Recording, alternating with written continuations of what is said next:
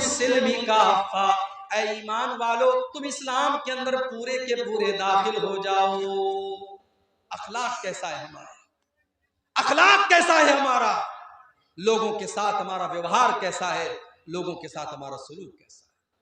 नमाजी तो है हम पांचों टाइम, मगर हमारा पड़ोसी हमसे परेशान है, गांव वाले हमसे परेशान हैं, हमारी जुबान से परेशान हैं। अगर आपका अखलाक अच्छा नहीं है तो आपकी नमाज कल क़यामत के दिन आपके मुंह के ऊपर मार दी जाएगी। अल्लाह के नबी फरमाते हैं, मा मिन शैइन युज़उ फिल मीज़ान यसक़ल मिन हुस्निल खुलुक़ि, क़यामत के दिन इंसान के नामे आमाल में सबसे वजनदार चीज अगर कोई होगी तो उसके अच्छे अखलाक होंगे। हमारे नबी का अखलाक देखो, हमारे नबी का अखलाक देखो। आपने कभी अपनी जात के लिए किसी से बदला नहीं लिया, किसी से इंतकाम नहीं लिया, अपने खून के दुश्मनों को भी आपने माफ कर दिया। जब मक्का फतह हुआ और आपके वो दुश्मन जिन्होंने नमाज की हालत में आपके ऊपर गंदगी डाली थी, जिन्होंने आपको मक्का से निकाला था, जिन्होंने आपको बहुत तरीके की तकलीफें दी थी, आज वो सब के सब लाइन से खड़े हैं।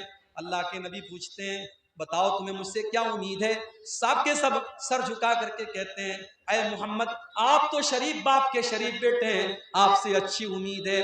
अल्लाह के नबी फरमाते हैं, जाओ मैं तुमसे वही बात कहता हूं जो यूसुफ अलैहिस्सलाम ने अपने भाइयों से कही थी, ला तस्रीबा अलैकुमुल यौम, जाओ मोहम्मदुर रसूलुल्लाह किसी से बदला नहीं लेंगे, इज़हाबू अंतुम तुलका, जाओ तुम सब के सब आजाद हो।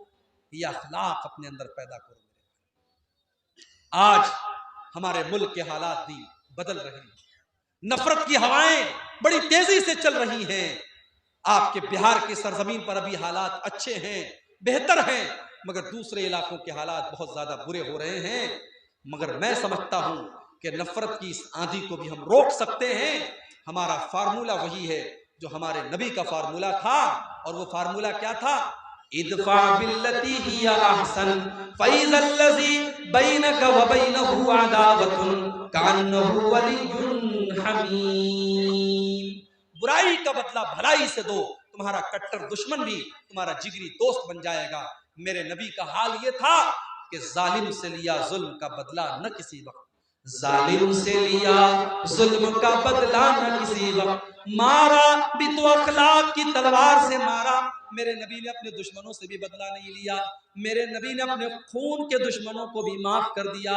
अपने अखलाक को बेहतर बनाओ मेरे प्यारे साथियों। और जब बात अखलाक की आई है तो सबसे पहले आपके अखलाक आपकी बीवी के साथ कैसे हैं, आपके परिवार के साथ कैसे हैं, आपके बच्चों के साथ कैसे हैं। आज तो हालात ये हैं कि आदमी जब सुबह सोया रहता है तो बच्चा स्कूल जाता है, और जब रात को घर आता है तो बच्चा सो चुका होता है। आज माँ बाप के पास अपने बच्चों के लिए टाइम नहीं है। माँ अलग मोबाइल में लगी है, बाप अलग मोबाइल में लगा है, और बच्चे अलग मोबाइल में लगे हैं। अपने बच्चों की तरबियत के लिए टाइम निकालो मेरे भाई। महाराष्ट्र के अंदर एक जगह है शोलापुर। एक मर्तबा शोलापुर में प्रोग्राम में मैं गया, एक साहब के घर में गया, बड़े अच्छे आदमी थे, नेक आदमी थे। उन्होंने कहा, मौलवी साहब मैं रात में जब सोता हूं तो सूरे मुल्क पढ़ के जरूर सोता हूं। अल्लाह के नबी की हदीस है कि जो रात को सूरे मुल्क पढ़ करके सोएगा अल्लाह उसको अजाब कब्र से बचाए। उन्होंने कहा, मौलवी साहब मैं सूरे मुल्क पढ़ करके सोता हूं, और जब मैं सूरे मुल्क पढ़ता हूं तो मेरा 4 साल का पोता जो मेरे बगल में सोता है वो अपने दादा के मुंह से सूरे मुल्क सुनता है, और मेरा पोता सूरे मुल्क सुन सुन करके पूरी सूरे मुल्क याद कर चुका है। और 4 साल के उनके पोते से जब मैंने पूछा तो उसने फर फर फर पर पूरी सूरे मुल्क पढ़ के उसने मुझको सुना।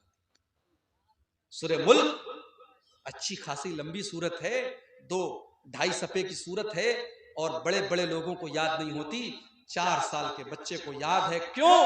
क्योंकि उसने अपने दादा को पढ़ते हुए देखा है। मेरे भाइयों, बच्चे आपकी बात